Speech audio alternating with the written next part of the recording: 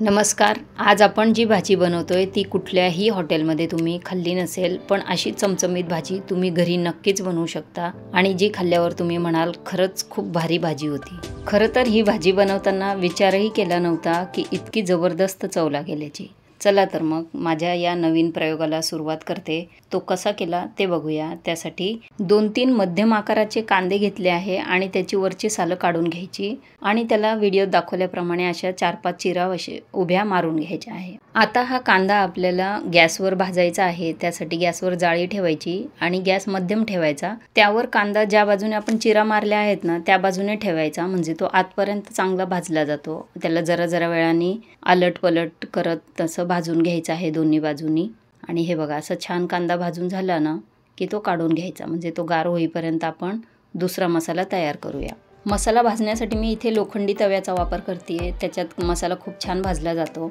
तुमच्याकडेही असेल तर त्यावर मसाला भाजा. त्यासाठी आपण 1 चमचा धणे घेतला आहे, 4-5 काळे मिरे, 2-3 लवंगा, दालचिनीचा एक अर्धा इंचाचा तुकडा घेतला आहे, थोडंसं दगडफूल घेतलं आणि थोडीशी जावित्री घेतली, 1 चक्रफूल घेतले आणि 7-8 फुटाण्याचे दाणे घेतले आणि हे मध्यम गॅसवर आपल्याला भाजून घ्यायचं.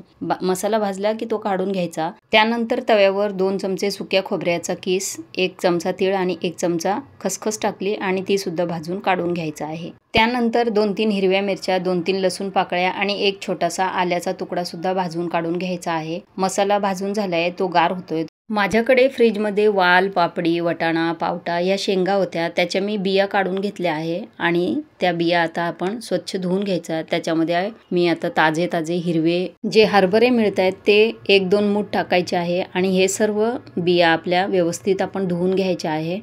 तुम्हाला जर माझ्या रेसिपीज आवडत असतील तर मालाच किचनला लाईक, शेअर आणि सबस्क्राईब करायला विसरू नका. आणि तुमचे जर काही प्रश्न असतील तर ते सुद्धा तुम्ही कमेंट बॉक्समध्ये विचारू शकता. आता ह्या बिया आपण मिक्सरच्या भांड्यात टाकून घेतल्या. त्याच्याबरोबर आपण थोडीशी कोथिंबीर टाकली आहे आणि 1 चमचाभर लिंबाचा रस टाकायचा आणि हे जर असं जाडसर वाटण आपल्याला करून घ्यायचं आहे, म्हणजे रवाळ असं. हे बघू शकता तुम्ही, असं थोडंसं जाड ठेवलं आहे त्याला, अगदी बारीक फाईन पेस्ट करायची नाही. आता यात आपण मसाले टाकूया. त्यासाठी 1 छोटा चमचा हळद टाकली आहे, 1 छोटा चमचा धणे पावडर टाकायचं, 1 मोठा चमचा तीळ टाकला आहे, चवीपुरतं मीठ टाकायचं आणि मी हिरव्या मिरचीचा ठेचा बनवून ठेवत असते नेहमीच, तर तो चवीप्रमाणे टाकायचा. आपल्याला किती तिखट वगैरे हवंय.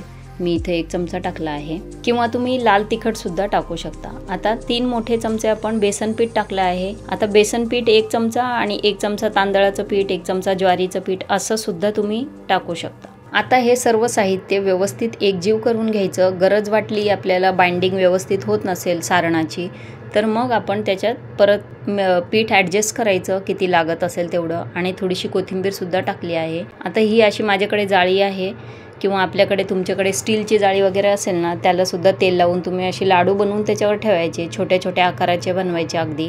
आता छोट्या आकाराचे यासाठी बनवायचे की मग ते आतपर्यंत शिजले जातील. आणि आपण जसं सिलेंडर टाईप करतो ना, आकार देतो, तसं सुद्धा तुम्ही करू शकता. आणि कुकरमध्ये सुद्धा वाफवून घेऊ शकता. मी इथं कढईमध्ये पाणी ठेवलं आहे आणि त्यात एक रिंग ठेवून त्याच्यावर ही जाळी ठेवली आहे. आता त्याची आजूबाजूने वाफ बाहेर जाणार नाही अशी घट्ट व्यवस्थित बसणारी प्लेट त्याला झाकायची आहे आणि 10 ते 15 मिनिटं हे आपल्याला वाफवून घ्यायचं आहे. वाफवल्यावर लगेच हे झाकण काढायचं नाही, 5-1 मिनिटं तसंच राहू द्यायचं, म्हणजे मग ते आतपर्यंत छान शिजतं. हे बघा, हे छान शिजले आहेत. त्यात टूथपिक टाकून बघितली तर त्याला काहीही लागलेलं नाही. हे तोडून दाखवते तुम्हाला मी. आतपर्यंत किती छान शिजले आहेत बघू शकता तुम्ही. कच्चे वगैरे अजिबात नाही. भाजी बनवताना बऱ्याच वेळेस सुचत नाही काय बनवू भाजीला, तेव्हा असा आगळा वेगळा शोध न एक गृहिणीच लावू शकते, नाही का? तुम्हाला काय वाटतं? किचनमध्ये ना असे काही प्रयोग कधी केले ना तर ते कधी फसतात आणि कधी खूप सुपरहिटच होऊन जातात. तर आपण आता मसाल्याची तयारी करूया. त्यासाठी मिक्सरच्या भांड्यात भाजलेले सर्व मसाले टाकून घ्यायचे आणि कांदासुद्धा असा थोडासा हाताने दाबून टाकून घ्यायचा आहे. त्यात थोडी कोथिंबीरसुद्धा टाकायची आणि हे वाटण करून घ्यायचं आहे आपल्याला, पाणी टाकून व्यवस्थित जसं आपण वाटण करतो.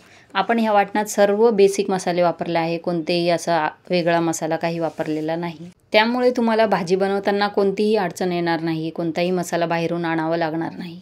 आता गॅसवर कढई तापायला ठेवली आहे. त्याच्यात 2-3 चमचे तेल टाकायचं. तेल तापलं की त्याच्यात जिरं टाकायचं, 1 तमालपत्र टाकायचं आणि कांदा टाकून तो हलवून घ्यायचा. कांदा गुलाबी झाला की मग आपण मसाले टाकूया. त्यात 1 मोठा चमचा लाल तिखट, 1 मोठा चमचा किचन किंग मसाला, अर्धा मोठा चमचा कांदा लसूण मसाला आणि हळद टाकली आहे आणि हे हलवून घ्यायचं. गॅस मध्यम ठेवायचा आणि त्याच्यातच जे वाटण आपण तयार केलं आहे ते टाकायचं आहे आणि 1 चमचा तीळ टाकला आहे मी इथे. तुम्हाला आवडत असेल तर टाका, नाही टाकलं तरी सुद्धा चालेल.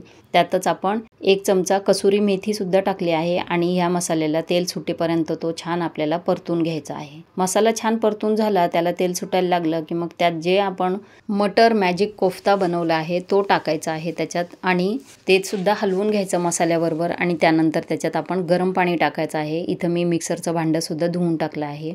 मी नेहमी सांगत असते की जेव्हा तुम्ही पातळ भाजी बनवताना तेव्हा गरम पाण्याचाच वापर करायचा, त्याच्यात गार पाणी टाकायचं नाही. आता इथे आपण चवीपुरतं मीठ टाकलं आहे आणि भाजी झाकून ते 10 मिनिटं शिजवून घ्यायची आहे. त्याला छान असा तेलाचा तवंग सुद्धा आला आहे, बघू शकता तुम्ही. आणि वरून थोडीशी कोथिंबीर पेरली की आपली छान चमचमीत हॉटेलपेक्षा पण जबरदस्त भाजी अशी तयार झाली आहे. आता ही भाजी तुम्ही भाकरीबरोबर, भाताबरोबर किंवा मग चपातीबरोबर, फुलक्याबरोबर खाऊ शकता. आता एक टिप सांगते, समजा तुम्हाला सकाळी डब्याला ही भाजी द्यायची असेल ना, तर मग रात्रीच हे कोफ्ते उकडून ठेवायचे आणि रात्रीच मसाला सुद्धा तयार करून ठेवायचा. म्हणजे सकाळी उठलं की नुसती फोडणी टाकली की मग भाजी तयार होते आपली. आणखीन एक गोष्ट की कोफ्ते बनवतानाच त्याच्यात पाणी जरा जास्त टाका, म्हणजे ते नंतर गार होते ना भाजी, तेव्हा ते कोफ्ते पाणी शोषून घेतात आणि मग ती भाजी घट्ट व्हायला लागते. त्यामुळे थोडंसं पातळ ठेवा त्याला. मग ते राहून भाजी घट्ट झाली की मग आणखीन चविष्टही लागते आणि ते कोफ्ते जेव्हा पूर्ण मसाल्यात भिजतात तेव्हा सुद्धा अधिक चविष्ट लागतात. खूप छान झाली आहे भाजी.